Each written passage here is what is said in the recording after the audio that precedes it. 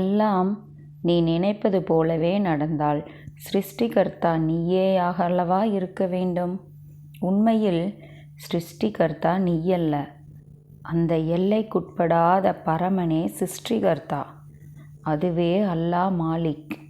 ஆகையால் நீ விரும்புவதெல்லாம் உன் விருப்பத்திற்கு ஏற்ப நடக்காது. இறைவன் எதை நிர்ணயித்துள்ளாரோ அதுவே நடக்கும். நீ வெறும் சிருஷ்டியில் நியமிக்கப்பட்டுள்ளவனே அன்றி கர்த்தா அல்ல. பின் ஏன் வீணாக துக்கப்படுகிறாய்? இறைவனின் கையில் நீ ஒரு கைப்பாவையே. சூத்திரதாரி இறைவன் ஒருவரே. ஆகையால் ஒவ்வொரு நாளும் ஒவ்வொரு நிமிடமும் இறைவனை, குருவை, அல்லாவை நினை.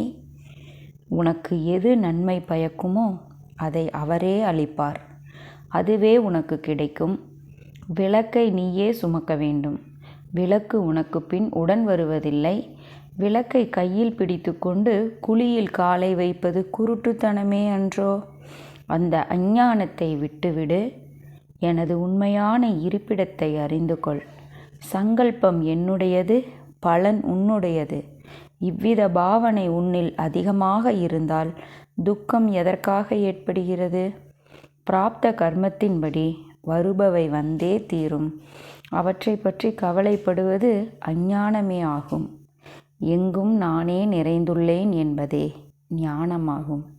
என் வார்த்தைகளின் மீது நம்பிக்கை வை.